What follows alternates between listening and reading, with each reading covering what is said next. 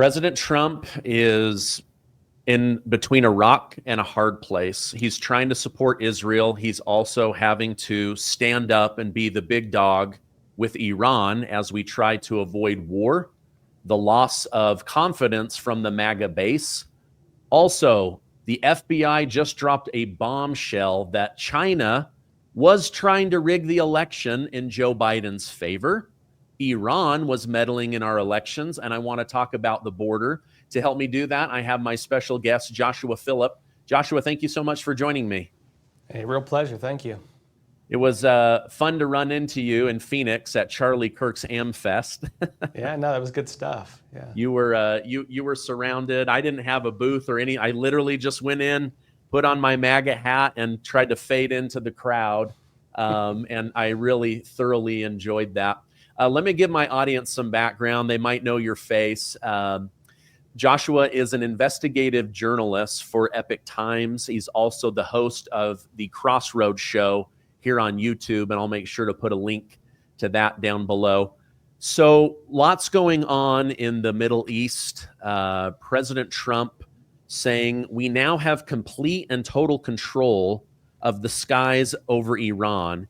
Iran had good sky trackers and other defensive equipment and plenty of it, but it doesn't compare to American-made, conceived, and manufactured stuff. Nobody does it better than the good old USA.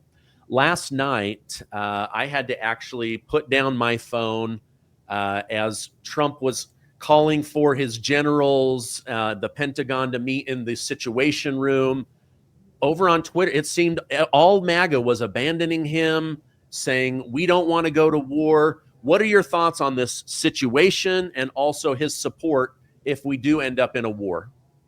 Well, I saw a poll from Charlie Kirk come out, and two different polls compared to each other. I'll give the first one, which is on a different topic, but Charlie Kirk was asking about immigration policy, MAGA stance on it. Roughly 90% back Trump on immigration and his policies. Charlie Kirk posted another poll, should the U.S. basically get involved in this conflict fighting alongside Israel against Iran? 90% no, stay out of it. And so it does seem to be the case that among Trump supporters, well, I don't know what their stance on Israel overall is, but they don't want America getting pulled into this war. And I do think that is a sentiment held by, a lot of the otherwise MAGA base. You do have a lot of very strong, Trump-supporting personalities on the internet who are very divided on this. And Trump even directly called out Tucker Carlson. I don't think, and when it came to Trump's tweet you just read, or X post, where he talked about, we control the skies, he's talking about American equipment. And so it is important to say, because I saw some people asking, well, is Trump suggesting that we're now involved? What Trump has been saying over and over again is basically the capabilities of Israel when it comes to their weapons and equipment is American weaponry. And so it seems to be, at least in my interpretation, he's suggesting that American weapons, American technology has effectively eliminated, air defenses of Iran. And I believe that's what he's referring to. Yeah, I do too. Again, I feel like there are mixed feelings on Israel right now. They want to support Israel. They believe Israel has the right to defend itself. But I think Americans they've got war fatigue. And they don't want the Lindsey Grahams and people controlling Trump. I don't think anybody controls Trump. I do believe he's in control of what he wants. I'm reading, he's Benjamin Netanyahu's puppet. Israel controls him. AIPAC, the Israelis, the Jews, they all control. I don't believe that is true. I believe that he is pro-Israel, maybe one of the most pro-Israel, but I don't believe that he wants to get into this war. However, it does get a little bit confusing when you see him saying things like, we want unconditional surrender. We know exactly where the so-called supreme leader is hiding. He is an easy target, but is safe there. We are not going to take him out, kill him, at least not for now, but we don't want missiles shot at civilians or American soldiers. Our patience is wearing thin. Thank you for your attention to this matter. a lot of people on the internet, they're taking this as him like declaring war. Even members of Congress are saying, hey, tap the brakes. Only Congress can send us into war. I think Trump, this is the theater of war. This is the fog of war. I believe he's letting them know behind this fog is a military that will rain hell down on you, but I'm in control. I don't want this to go. I don't want this to cross a red line. Let's make a deal. I don't know. What are your thoughts? So a few sides to this. I think what Trump is trying to do, I mean, he was trying to make a peace deal. He was trying to broker this whole thing. He was trying to make a deal to get Iran to back off its nuclear programs. And, you know, what he keeps saying is the deal is still on the table if you want it. So he's trying to get Iran to make a deal. Israel has been, you know, I think in terms of their statements, they don't seem to be interested in the deal that Trump is offering to Iran. And earlier statements from Trump, he said that first off, the people he was talking to, it seems that Israel might have killed some of the top officials he was trying to negotiate with. So the deal, I don't know who's even going to make it at this point.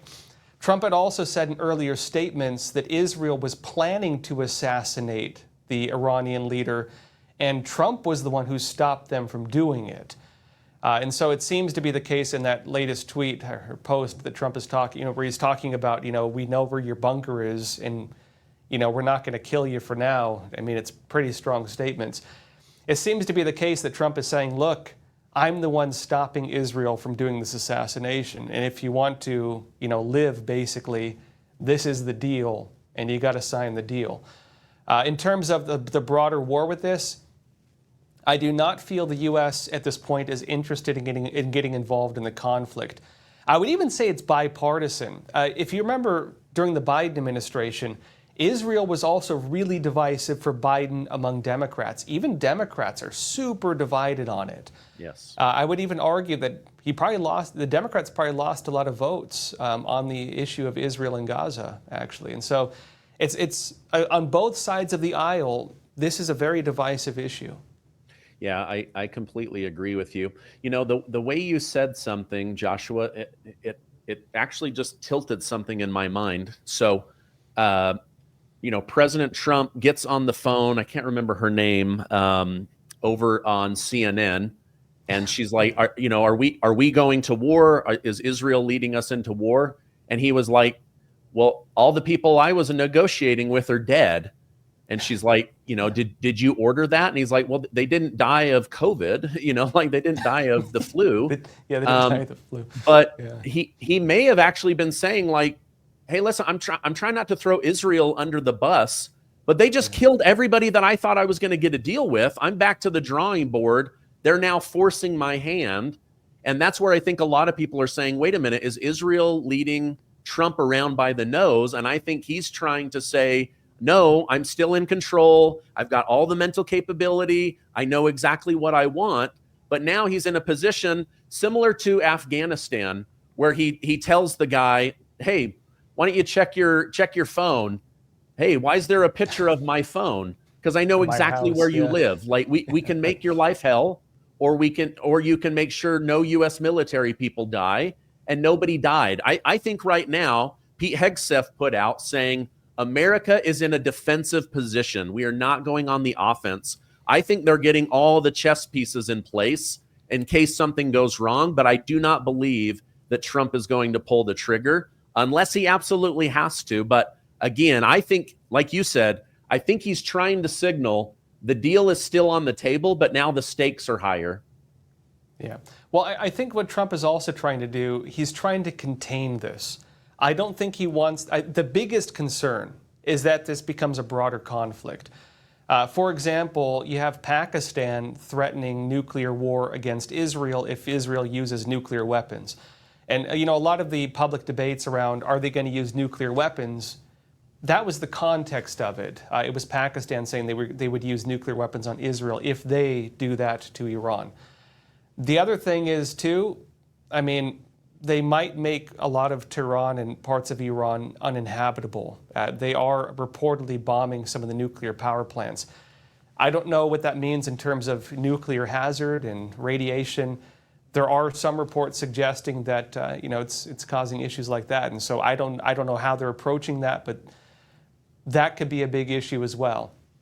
Back to Trump, though, I do think his interest is this. So I would view this as a continuation of the policies going back to the Biden administration when they were trying to reel Israel back when it came to the war with Gaza. And effectively what happened was, Netanyahu was saying, not his exact words, but we don't have to listen to you, United States. And so even then they were going against the wishes of the U.S. government. Now that Trump is in power, it seems that he does also have limited ability to get Israel even to do what we would like them to do. And it's not clear at this point whether they're acting on their own, to what extent the U.S. is backing them. Trump has repeatedly stated that we have not changed, the United States has not changed its policies of backing and defending Israel, but we're not taking that so far as to join the war alongside them. And I think that's where the line is with where things are at. Yeah, I agree with that. Let me pull something up here, Joshua. This is not Trump last night. This is Trump 10 years ago when he first ran and said, we need to get the criminals out of our country. We need to build a wall. And if I become president, I will never let Iran have a nuke. I will do whatever it takes to make America safe and protected, because next to Israel, America is Iran's biggest enemy, right? Like, their mission statement is death to America, death to Israel. So, anyone that's willing to abandon Trump over this has to remember he's not dealing with Girl Scouts selling cookies. He's dealing with a country whose top leadership's mission model is kill every American you can. But let me roll this and we'll listen to it together. I will stop Iran from getting nuclear weapons. And we won't be using a man like Secretary Kerry that has absolutely no concept of negotiation, who's making a horrible and laughable deal, who's just being tapped along as they make weapons right now. So that's him 10 years ago. People need to remember, for decades, he's been saying avoid war. For decades, he's been saying a deal is better than a war. I still think that's Donald Trump.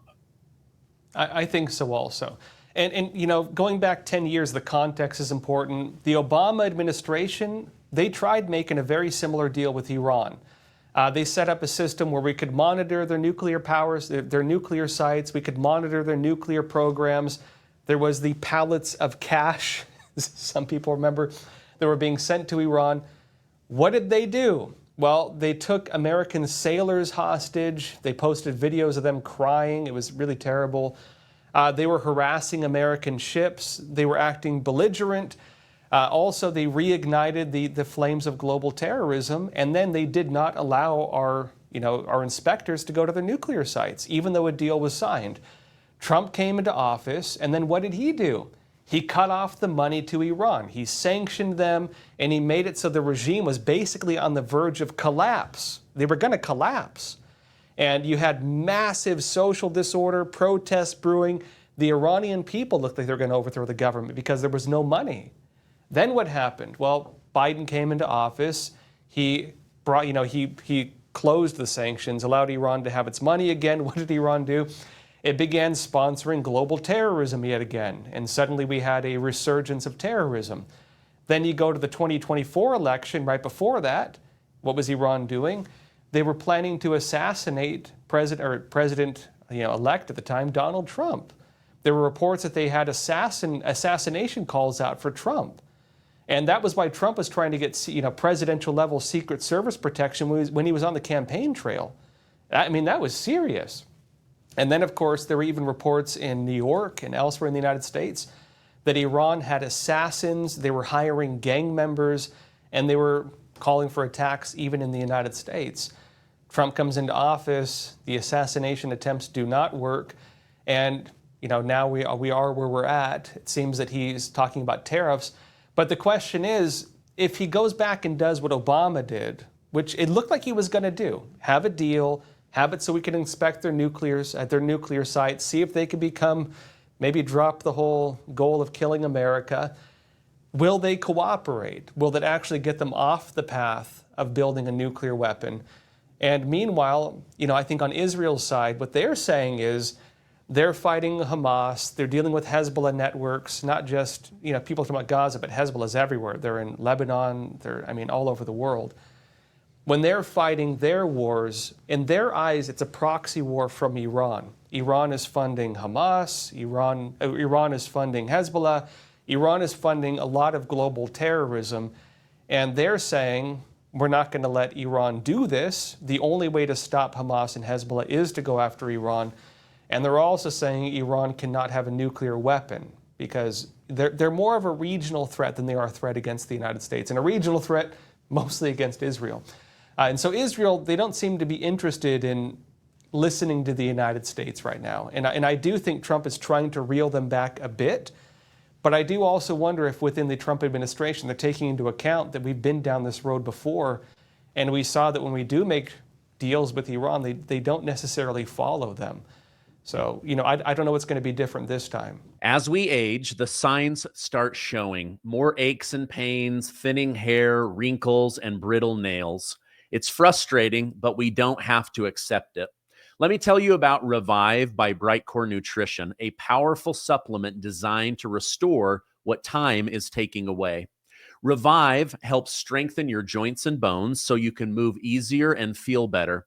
But it doesn't stop there. It also works from the inside out to rejuvenate your skin, thicken your hair, and strengthen brittle nails. It contains 5 types of collagen, plus hyaluronic acid, biotin, and vitamin C, a powerful combination that helps you look and feel younger than you have in years. It's easy to use, just a scoop of it into water or coffee or hot chocolate. It dissolves fast with no weird taste, and the result? They're real. Now, I love the strawberry lemonade flavor. If you want to reduce aches, restore your glow, and feel confident again, give Revive a try today. I've got a special offer for you. Do the code Gardner at the link below or use the QR code and get 25% off. Or go get a better deal. Make a quick phone call to 888-908-4425. They're professional. They speak English. They're right here in the United States. They will take care of you, and you get up to 50% off and free shipping. So go take care of your health and get that discount. Go check it out right now. Wow. Well, hopefully, this video is going out here in about an hour or so, but hopefully everything that we are talking about, the good side of Trump. But at the same time, this is the difficulty of being a president. You have to make decisions that even your own voters might not like in order to keep your country safe. But again, we'll see. But, as Marjorie Taylor Greene said, hey, listen, this is what your voters want. They want cheap gas, groceries, bills, housing. They want affordable insurance, safe communities, good education for their children. They want a government that works on these issues, considering Americans pay for the entire government and government salaries with their hard-earned tax dollars. This is where our focus should be, not going into another foreign war. So that's a good reminder of what many are hoping will happen. Again, at the same time, though, this may be a situation where, he's going to have to make some tough decisions. Let me switch gears with you, Joshua. This came out from Director Kash Patel. Hello. China creates hundreds of thousands of fake mail-in ballots, fake driver's licenses in order to vote for Joe Biden in the 2020 election. He decided to not tell Congress about this, to keep this a secret, to make Trump look like he was crazy, saying something's not right in the election. What are your thoughts on Director Patel dropping this on Congress earlier this week? Yeah, massive. It's an interesting time to be a journalist because it's not an issue of not having big news to talk about. There's almost too much to talk about. We're dealing with Iran, and then Kash comes out this morning and drops this on us. So Kash Patel, FBI director, he announced that he has now handed over some of the FBI analysis, from the 2020 election. He has now handed that over to Congress. And what he's saying is they had intelligence, they had claims, that the Chinese Communist Party was planning to effectively rig our elections. They were going to, this was the allegation, they were going to be printing fake driver's licenses.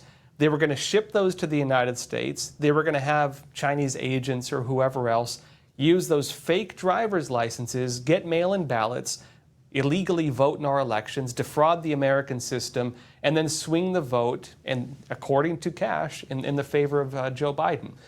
Now, that's important because Trump was alleging this, and the FBI on that allegation, they ended up basically canceling the whole investigation.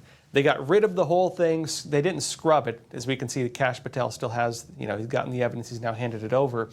But they ended it. They ended that whole thing. And they ended it basically claiming, there was not enough evidence to support the allegations. Interestingly, and this is where the whole thing is going to go, they did, in fact, find a large shipment of driver's licenses, of counterfeit driver's licenses at that time. And I think that's going to be one of the key pieces of evidence that Congress looks at. If they have on one side FBI information, foreign intelligence saying the Chinese Communist Party is planning to ship counterfeit driver's licenses to use to get mail-in ballots and rig our election, and then on this side, you actually capture massive shipments of counterfeit driver's licenses. Does this corroborate this? And, and I think that's a big question too, is, they caught one shipment of these things, but were there others? Did the canceling of the whole investigation allow it to go forward? And were there special interests involved in allowing that to happen? Why was the investigation canceled? Why were the American people not told about it? And why were we then told that anybody who brought this up would have been labeled a conspiracy theorist and probably attacked? Big, serious things we're going to see brought before Congress now. Yeah, no, I agree. I think former FBI Director Christopher Wray should probably be called in and asked why. Okay, maybe you don't say this in a public setting, but when Senator Grassley and others are asking about this and you purposely withhold information, where else did they do this? Oh, January 6th. When they refused to release stuff, to mention the fact that there were all these assets of the FBI buried in the crowd. They had infiltrated different groups. I don't know. It loses faith in the FBI. I believe Kash Patel and Dan Bongino, they're trying to bring that transparency back. But this is a big deal because a lot of people were told by Christopher Krebs or Chris Krebs that this was the most secure election in American history. Now we find out the Chinese were infiltrating. We're now finding out that there were hundreds of thousands of ballots that came in after Election Day that were counted, middle of the night ballot stuffing, these mules that were being paid to drop stuff off. Now, even today, I'm reading that Christopher Wray and Christopher Krebs, they knew that Iran had actually infiltrated the election system, and they were trying to rig the election. Just tell us the truth. The American people can handle it, but they lie and gaslight us so that MAGA and Trump, and we look crazy for saying something's not right. How did Joe Biden lose 18 of the 19 bellwether counties, losing Ohio and Florida and other places, and he still magically won by tens of millions of votes? Something's not right. Well, and not to mention the large spike in votes coming in, and also the discrepancy of the number of votes in the 2020 election, much higher somehow than the 2024 election, especially among Democrats, by the way. I think the big picture with this is the domino effect it's going to have. And this is where it gets important, because what happened in the 2020 elections? You had dueling electors. The dueling electors were the context of the legal challenges. And of course, the basis of that was there were ongoing investigations into the allegations of fraud. There were many claims coming in, some credible, some not, coming in all across the country. There were investigations into it. There were lawyers working on it. You had states appoint dueling electors. And under the United States, that's normally legal.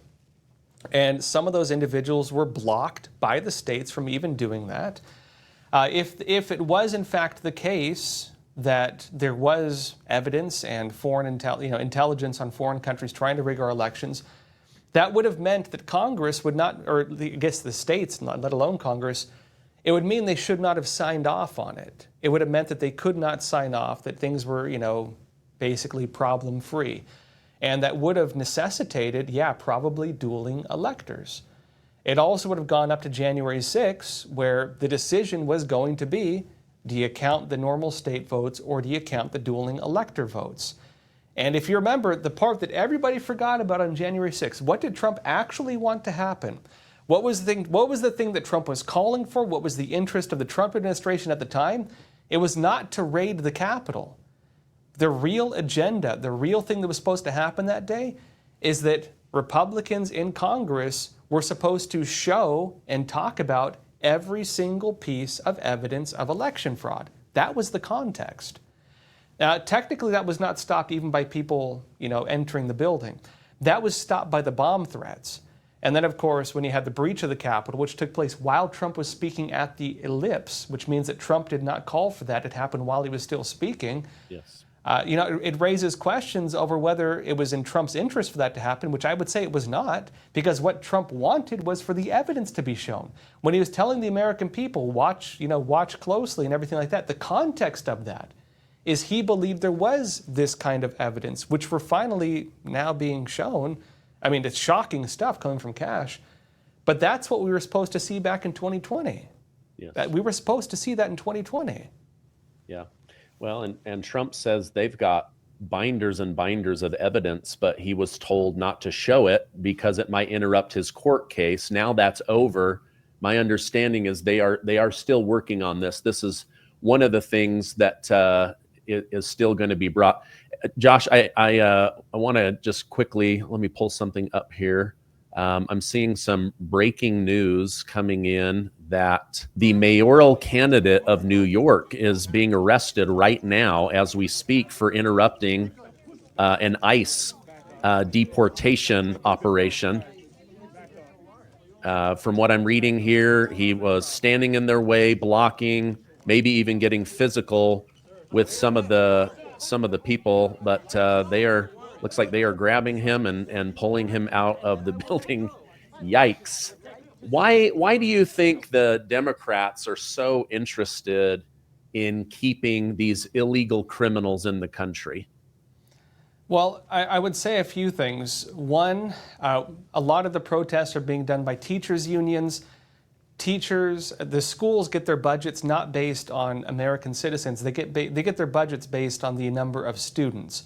So if you're flooding the country with illegal aliens and they have kids, that means more money to the schools. And again, the teacher unions are the ones running a lot of these big protests. On the other side of it, I would say that in some states, it affects the census, which is not just how much money they get from the federal government. It also impacts the number of seats they get in the House of Representatives. So there's a clear political goal with that. And also in some states, not at the federal level, but at the state level, illegal immigrants can vote. And a lot of states are pushing for voting rights for illegal immigrants. At the state level, some want it for the federal level. There's also the big question of when it comes to constituents. Remember that many illegal immigrants have kids who are now of voting age, and they're effectively American citizens because of birthright citizenship. New York City has a lot of illegal immigrants and first-generation immigrants because their parents came here and had them. I would actually wonder, and I'm interested in seeing how this affects the polls, whether being arrested will push that mayoral candidate to the forefront.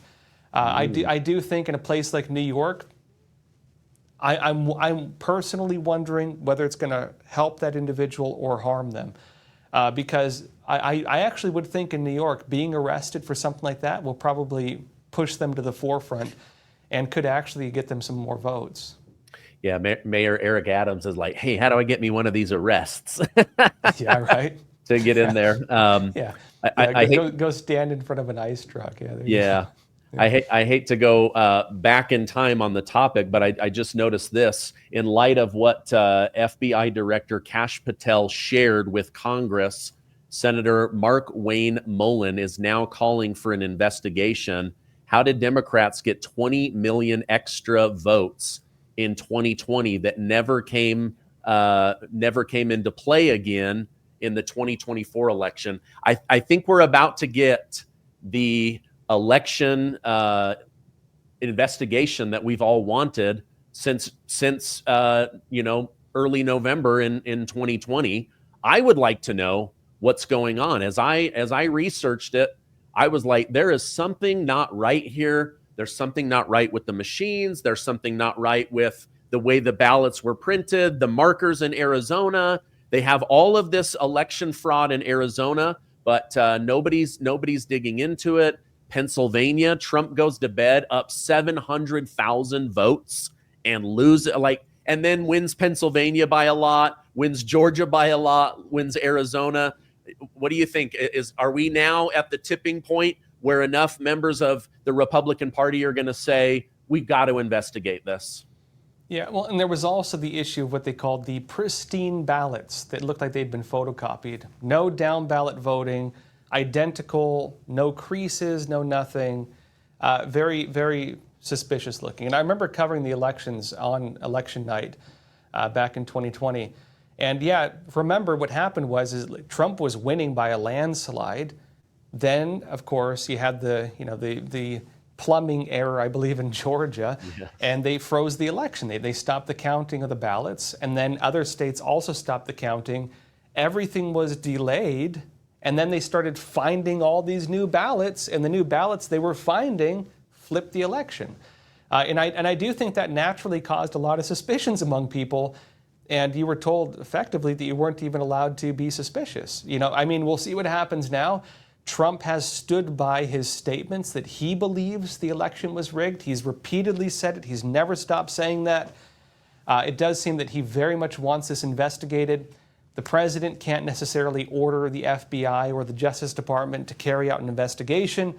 But Kash Patel now handing over this evidence and Congress now calling for the investigation. This could reignite that. This could actually allow, on two sides, one, Congress to reopen the books and begin looking into this, but also the FBI now having some pressure, and Kash Patel is giving the appearance that they're going to do it, that they're going to be investigating it. And so I do think that Trump's wishes to have all this be brought back out is now taking place. Yes. Well, and what was it, maybe 2 months ago, Director of National Intelligence, Tulsi Gabbard, said in a cabinet meeting, hey, American intelligence was sitting on all of this information about our election systems being vulnerable and tapped into. And so there's like all these little pieces coming together. It will be really interesting. Okay, last topic I wanted to cover with you is the border. I think what Trump has done on the border is nothing short of a miracle. President Biden said it couldn't be done. You had Republicans in Congress trying to sign the strongest border bill in history, which would still allow 5,000 illegal immigrants to flood the country. Then the president could decide whether to shut it down for a day or two. Then they would just surge right back in. Like, the whole thing was a giant quagmire. And it turns out we didn't need a new border policy. We just needed a new president.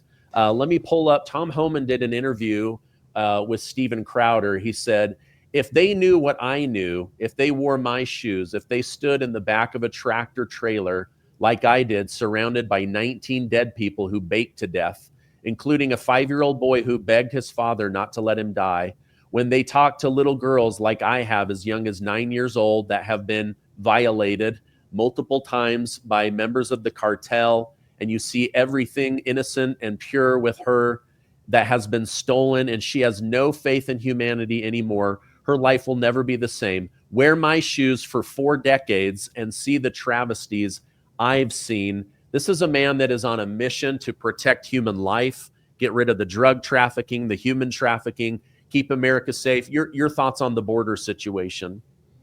Yeah, so I've investigated this quite a bit. In fact, I even went down to Panama. I was at the mouth of the Darien Gap. I've been to Mexico investigating it. And the real story behind this is there was a system facilitating it. The United States had joined the United Nations program, the Global Compact for Migration. We were paying for it. It's not a secret. You can even read their own documents on it. The way it was working was the State Department was collaborating with the United Nations. We were funding them. The UN was then funding, first all them directly involved, but they were also funding a lot of non-governmental organizations, NGOs. When I was in Panama, I gained access to some of the camps where they were facilitating this. One of them was an Embra Indian village at the mouth of the Darien Gap. You go in there, there's a giant United Nations tent, and there's a line of people, and they're registering to enter the whole network to travel up to the United States. And they have a bus system. They just bus them country to country. They drop them off, and then they do the photo op for the migrant caravan where they're walking the rest of the way to the U.S. border. And I mean, when I was down in Panama, I heard some horrifying stories. One story that was told to me, a lot of the people I saw, they were from Honduras, and they were saying that the country's been basically taken over by 5 gangs. When they travel up through the Darien Gap, very dangerous area, there's a lot of gangs there as well. And they're raping women, they're murdering people, they're robbing people. I mean, just horrifying stories. One story I was told was that there was a gang, gangs, they were raping a girl.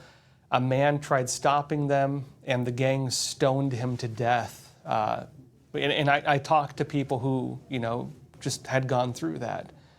And I don't think people can even conceive of the human cost of what has been allowed to happen with all of this, let alone when they come up to Mexico. So the way this works, they facilitate it, NGOs running the whole thing, paid for by your tax dollars. It's the same agreement, by the way, that Canada has, that Europe has, that's facilitating their mass migration programs also. It's an agreement. We're part of the agreement. Once they get to Mexico, they download the CBP One app, or they just cross over to the United States, hand themselves over. They're then brought from there to what they call processing facilities. That's run by, it's on the property of Customs Border Protection, but Department of Homeland Security would do a review process. They'd process them, they get them in the books, they get temporary protection status or another form of protection to be here. They're put on the wait list for the amnesty trials and so on. They're given a free airplane ticket, and they're also put in line to get free housing, free food, free everything from the American taxpayer. And then they're allowed to travel anywhere they want in the country. Again, free airplane tickets or whatever. They're put on big white buses. They're dropped off in the American interior. I've been to all this stuff. I've interviewed people at all of these locations, the bus drop-off points, the processing centers, the Mexico side, Panama. I've videotaped the buses. I've been there. I've talked to people. All of this is undeniable and confirmed.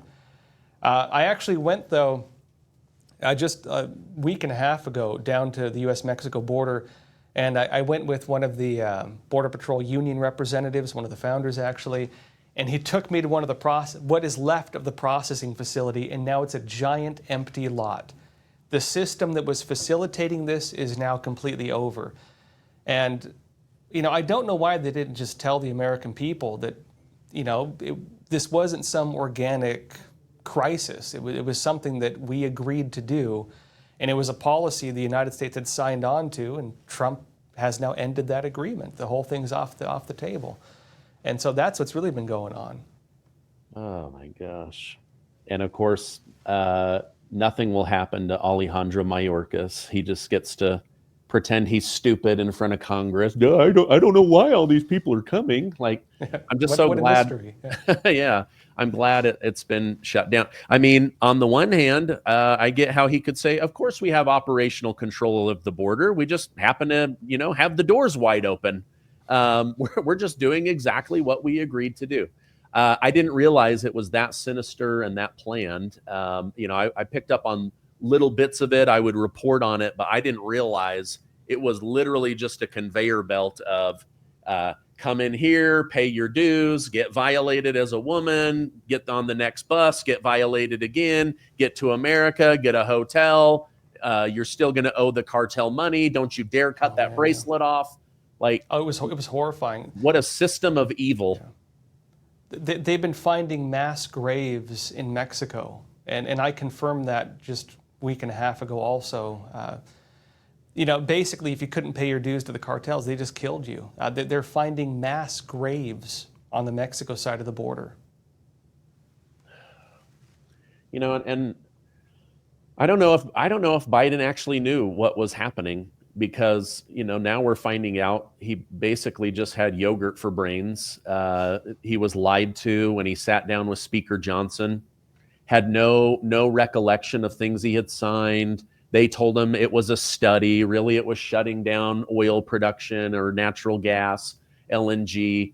Wow, what a difference having a different president can make on a country. On the one hand, I can see why there is a call in the Middle East to replace the Ayatollah and the supreme leader and give Iran back their freedom. On the other hand, you don't know who's next in line. They may be worse. That you trade one devil for a devil you don't. I don't know what the right answer is, but my prayers are with the president and the DOD and everybody making these really difficult decisions. Joshua, if people want to follow you online, I want to put a link to X as well as a direct link to your show, Crossroads, right here on YouTube. Is there anywhere else I should be sending people? They can follow me on X. I'm at Josh J. Philipp. And again, I do the show Crossroads with Joshua Philipp on YouTube. Okay, I'll put those direct links. Thank you so much for coming on. We'll have you on again. I hope you have a great rest of your day. Hey, pleasure anytime. Thank you.